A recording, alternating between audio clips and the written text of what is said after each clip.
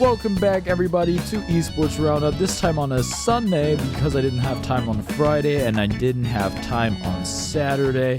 I would say let's just get right into it. Starting with the PGL RMR 2024 Americas. Of course, this is the qualifier for the major in Copenhagen. And this is how things turned out.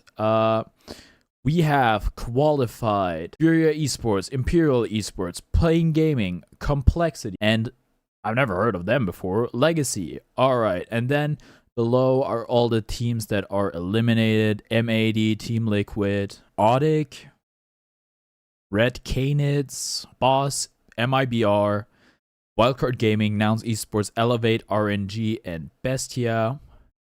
Then moving on to the VCT Americas, we've had that happen. Basically just the bracket. Top two teams advanced.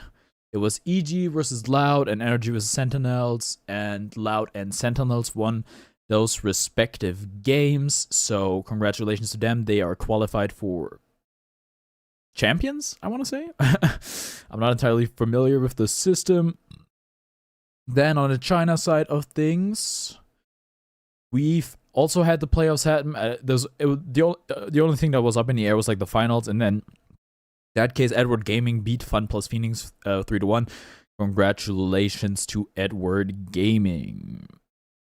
All right, moving on to the VCT EMEA, basically the same thing. All right, Team Heretics versus Carmine Corp. Yeah, last time the only thing that was up in the air was the finals. And Carmine Corp took that 3-1. Last time we reported on it, they were already up 2-1. So, yeah, congratulations to them. All right, up next we have Dream League. The grand finals are happening right now.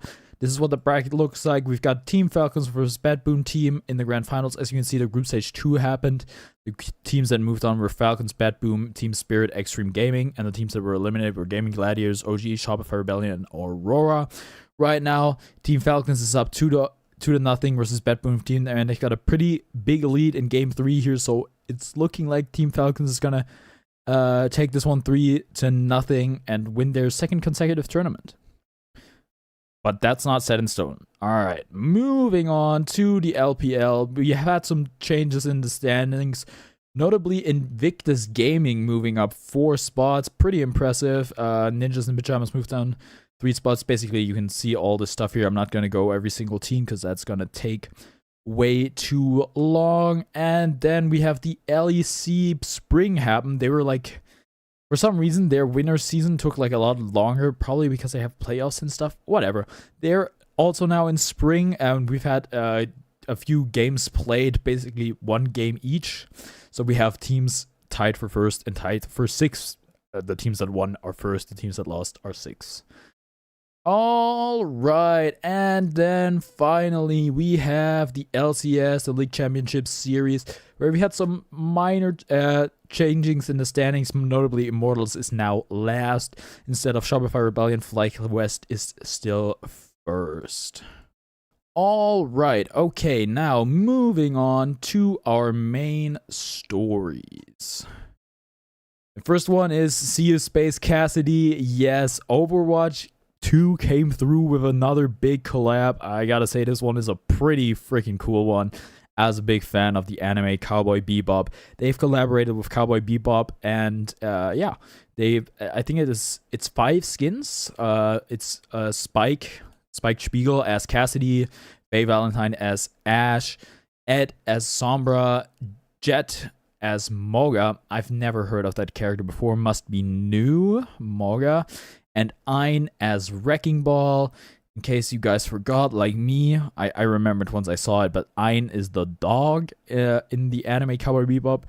Yeah, I think Cowboy Bebop, I mean, this is an esports podcast, right? But I thought, we're a little bit thin on stories, and this is gaming related. Overwatch esports is still a thing, believe it or not. We actually have another story coming up about that. And I think it's just really cool. It's not, Fortnite didn't do this, and no other like big collab gaming event was able to land Cowboy Bebop or One Punch Man, as a matter of fact, until like Overwatch did it. And yeah, they're actually pushing the boundaries. And this is like these are some skins where it's like, dude, I don't play this game. I played a bit, but I was like, hey, I might buy this, you know? So yeah, great collab. Good job, Blizzard, I guess. All right, moving on to topic number 2. Solo's Dota 2 hours got leaked, and it's a bit of a doozy. Actually, he probably doesn't even have the most hours out of all pro players. It's just it got shown on stream how many hours he has. It's 42,000 hours. And I was like, that's not so much. That's not so much. I mean, I've got 6,000 hours in that game. It's like, 42,000 hours. You're a pro player. It says, people say you need 10,000 hours to master anything. It's like, okay. But then somebody put that in perspective for me on Twitter. Someone is like, that is about 5 years of time. 5 whole freaking years. That would be about a fourth of my life. Now, Solo, he's a little older. He's 33 years old. It would be like about a sixth of his life, which, is less, but that's a lot, man. That is a lot. So, yeah, so I don't know how I feel about this, to be honest. Maybe a bit of a wake-up call for me personally. But yeah, it definitely shows some insane dedication and what it takes to get to the top in that video game. Definitely very demanding, and you really gotta put in the time, because obviously I think he's one of the premier players of the game, at least historically. Right now maybe not so much, but still he's still out there, he's still competing. So yeah, make of that what you will, but 5 years, definitely an insane amount of time. And finally, for our last topic, this is a big one. Disband any percent. Alright, yeah. Basically, M80, the esports org, they signed an Overwatch team to compete in Overwatch for whatever reason. The Overwatch League's gone. I don't know. Maybe it's better now to compete in Overwatch. I don't know. Anyhow, after they signed that team, very shortly after that signed the team, some Discord logs surfaced of one of their players. That would be S9mm, maybe S9mm, like the gun. Using racial slurs in Discord. So he got kicked, and then shortly after, the whole team got dropped. So yeah, that team lasted less than 24 hours, which I believe might be a new esports record. Definitely insane innovation in the speedrun category. Disband any percent.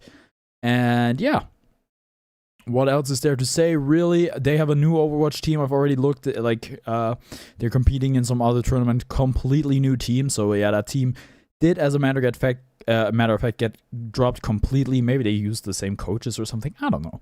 Anyhow, I think that one is pretty bizarre and kind of reflects how unstable esports is as a whole. Of course, to be dumb enough to write such stuff in Discord is insane to me, especially because this was like from, I think, 2022 and 2023.